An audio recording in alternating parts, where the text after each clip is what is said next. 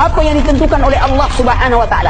Ketika ada dalil yang belum kita pahami, jangan disalahkan dalil. Yang rusak itu akal kita. Rasa-rasanya bertentangan lah. Tak masuk akal. Dari mana saya katakan tadi? Dari mana Anda mengatakan tidak masuk akal? Kan tidak masuk akal.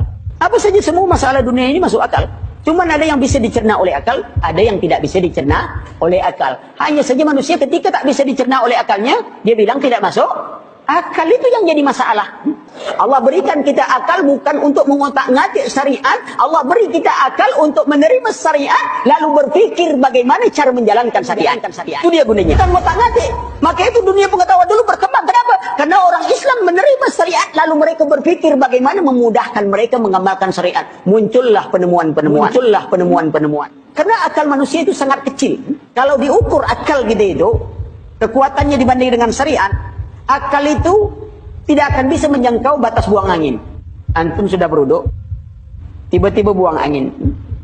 Antum mau sholat, apa yang dicuci? Apa yang dicuci? Anggota wudhu atau tempat buang angin? Menurut akal, apa hubungan muka antum dengan buang angin itu? Tak ada hubungan lagi. Kenapa antum tak cebok saja begitu langsung antum sholat? Lihat.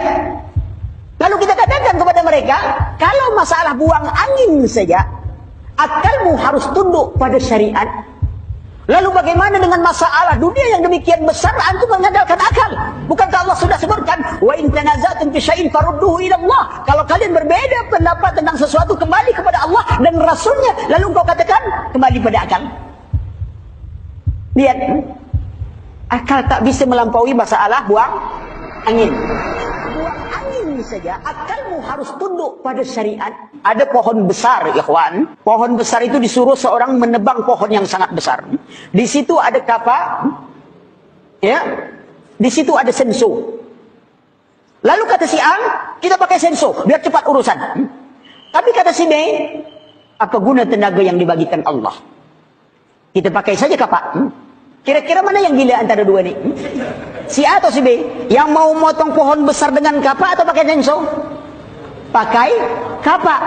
Sekarang masalah dunia yang demikian besar, Allah katakan kembali kepada Allah dan Rasulnya. Lalu dia katakan, apa guna otak yang dibagikan Allah? Mana yang lebih gila? Lebih gila yang mau kembali kepada otaknya. Tunjukkan dia tak punya otak. Fungsi akal yang diberikan Allah kepada kita adalah untuk menerima syariat, lalu mencari jalan bagaimana kita bisa mengamalkan syariat, bukan untuk mengotak-ngatik, syariat. Hari ini apa? Akal digunakan orang untuk apa? Untuk mengotak-ngatik syariat. Man qala fil Qur'an bi ra'yihi aw bima la ya'lam falyatabawa ma'adahu minan nar. Siapa bicara tentang Al-Qur'an dengan akalnya atau tanpa ilmu, sediakan tempat duduknya dalam api neraka. Sekarang ada di depan kita kitab Allah dan sunnah Nabi SAW. Maka dahulukan ini. Kalau dia tidak sanggup kita cerna, maka menunjukkan ketinggian kitab Allah dan sunnah Nabi SAW. Tak bisa pikirkan gimana bentuk ini. Lalu tak bisa. Tunduk kepada syariat.